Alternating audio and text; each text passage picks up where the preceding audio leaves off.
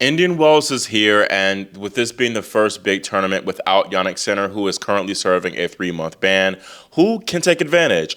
Will the top seed Alexander Zverev get over his post-Aussie Open slump and push for number one?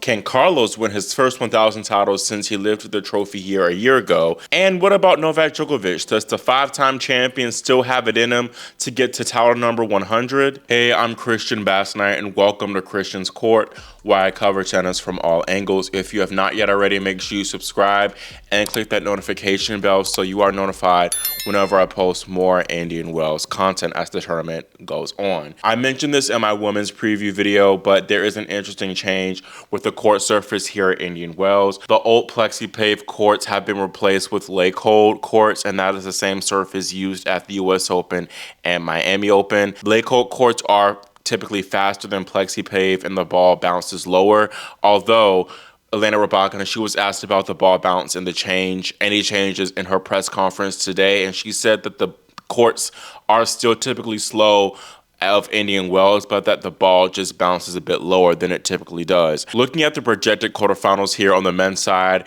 we could get Zverev against Tsitsipas, Casper Ruud against Daniil Medvedev, Andrey Rublev against Taylor Fritz, and an Australian Open rematch, again in the quarterfinals between Novak Djokovic and Carlos Alcaraz. First, looking at the top seed Alexander Zverev section, he honestly has a pretty tough draw. First, he could face either Miomir Kecmanovic or Talon Griekspoor.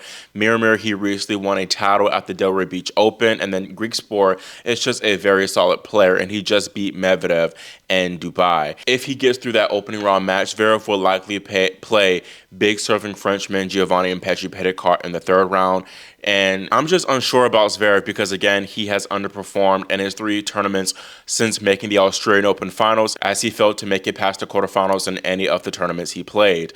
I think Tomas Machac would be the favorite to make the 4th round there down below. He won Acapulco, and he actually beat Francis Tiafoe the last time they played in the Australian Open last year. And Francis, he has kind of been a little bit mid thus far this season. He's been 3-3 in 2025 thus far, although he does tend to play better in the States and at Indian Wells, so maybe he could get it together for this tournament. But still, I would favor Tomas here based on recent form. And I think Machac is actually going to be my favorite to come through this entire section. I'm not going to be expecting much from Zverev, to be honest, at all. His form just hasn't been great, and it's kind of weird that he is the top seed. He doesn't really give top seed energy at all, to be honest. So yeah, my pick is going to be Machac to come through to make the quarterfinals. Next is Stefanos Tsitsipas section, and at the top we have Holger Rune, who has been struggling with health problems since his Australian Open 4th round against Jannik Sinner, and he has not made it past the round of 16 in his 3 post-Aussie Open events. I'm going to go with Ugo Humbert to move through there to make the second week instead. Although, got to keep an eye out for Jordan Thompson and Kenny Shikori, as they are potential dangerous floaters and could cause some damage. The man of the moment, though, of course, in this section at least, is Stefanos Tsitsipas, as he won his very first ATP 500 title last week in Dubai with that brand new blacked out racket, which I think is a Babolat racket. Steph has never made it past the quarterfinals at Indian Wells, so I don't really know if he enjoys the conditions here all too well. Maybe the new surface will bode better for his game. He does not have the easiest draw, to be honest. He could play Matteo Berrettini in the 3rd round, and they actually just played in Dubai, where Stefanos nearly came out on top of their quarterfinal match. And I also don't know if Matteo enjoys the conditions here in the desert, as he has not progressed past the 4th round in any of his previous attempts. Humbert has a 3-1 head-to-head advantage over Tsitsipas, so that could be interesting if those two do indeed face off in the 4th round, but I think that Stefanos would win that hypothetical matchup due to him riding high on confidence at the moment. 4th seed Casper Ruud section is next to observe, and I think this is definitely the weakest section out of them all, and I feel like there's going to be a lot of opportunity here. Ruud, he is still recovering from illness, which forced him to pull out of Acapulco. And then you have Lorenzo Musetti. He is coming back from a calf injury. And, of course, too, Arthur Fils, he had to skip a few tournaments, I think 3 tournaments, due to an injury. I could really see Popper and Fils and Musetti all being upset in the 2nd round, and I could for sure see Opelka taking that scalp over Lorenzo. I think this would be tough to pick for real, for real. I should pick Ruud, to be honest, on paper, of course, but I think I'm going to go with an edge edgy pick and have Fitz come through to take the section at least. And from what I've seen of his practice footage, he seems to be fitter, and I think this draw is good for him to do something big at 1,000 for once. Tommy Paul's at the top of Daniil Medvedev's section, and he is defending semifinal points from last year. Paul, he too withdrew from Acapulco citing a stomach bug, but he seems to be okay for Indian Wells now. Tommy could play Yuri Lehechka in the third round, who is pretty dangerous, of course, and I think that I'd favor the winner of Paul Lehechka over Medvedev to make the quarterfinals. Daniil, he is a two-time reigning runner-up here at Indian Wells, although he has been in the trenches lately, and he fumbled the Dubai quarterfinal most recently against Talon Griekspoor, where he held match points, but still was not able to come through that one. He could also have a interesting second-round match against a young American in Nishesh Basavareddy. And Nishesh, he's kind of coming back from injury himself, so I'm going to be intrigued to see how he performs if he does indeed play Daniil. Then aside from Nishesh, Daniil could play another talented young American in Alex Michelsen in the third round. I think Tommy Paul is going to be my favorite here to come through this section. I think he enjoys the conditions here at Indian Wells, and he'll for sure thrive with having the home crowd support. I have him getting his look back if he does play Medvedev here in that fourth round, and I'll put him through again to the quarterfinals. Next, going down to the bottom half, we have Andrey Rublev section. Rublev, he's pretty well high on confidence as he took home the Doha 500 title not too long ago. He has a solid draw. He could play Brandon Nakashima in the third round. Nakashima, I believe he just made the semifinals of Acapulco, but still, that's not a bad projected third round opponent for Rublev at all. Khachanov and Shelton, they're projected to meet in the third round. Young gun Jakub Mensik is looking to make something shake there. He could potentially play Karen in the second round. We haven't really heard much from the Czech since the Australian Open, so we'll see if maybe he can, again, make something shake and do something notable here in the desert. We could have a very interesting second round clash between the young lefties and Ben Shelton and Leonard Tien here in the second round. That would be a really, really great match.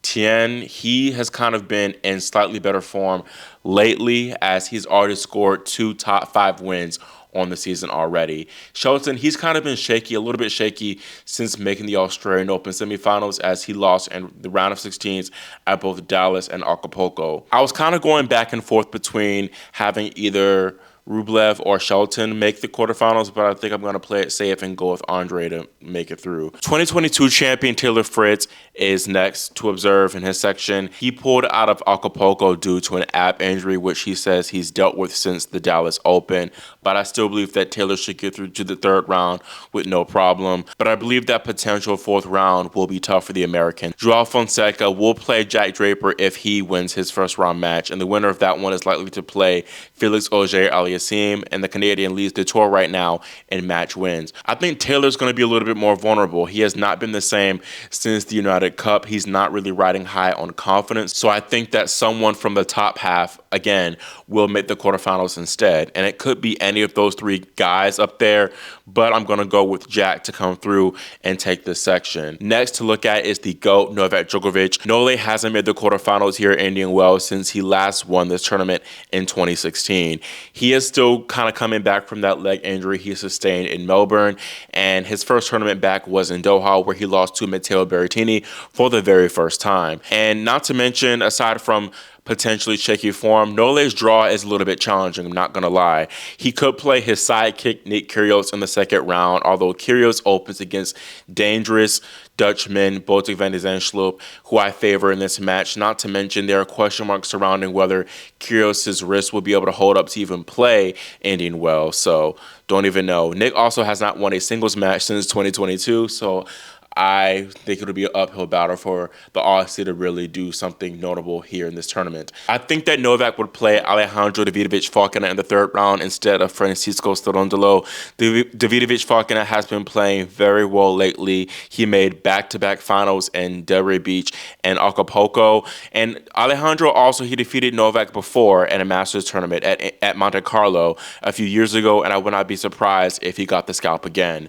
Hubie Hurkacz and Alex de Minaur are projected to play in the third round there down below, and low-key, I think it'll be a toss-up there.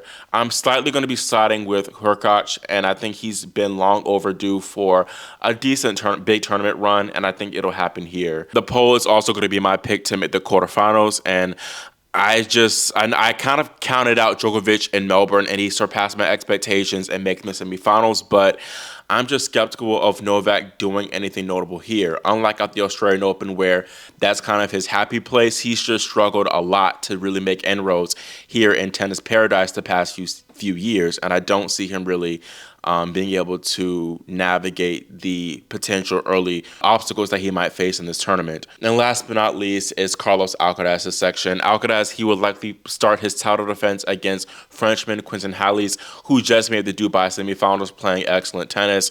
Carlitos could face Denis Shapovalov in the third round, which I think would be his biggest challenge of this entire section. Denis is playing very well right now, and he has won his last 8 of 9 matches. He just recently picked up the biggest title of his career, the Dallas Open 500. Up top, you have Sebastian Korda and Grigor Dimitrov. They both have a few question marks surrounding their health, and I would not be surprised if Gael Monfils made the fourth round in their place.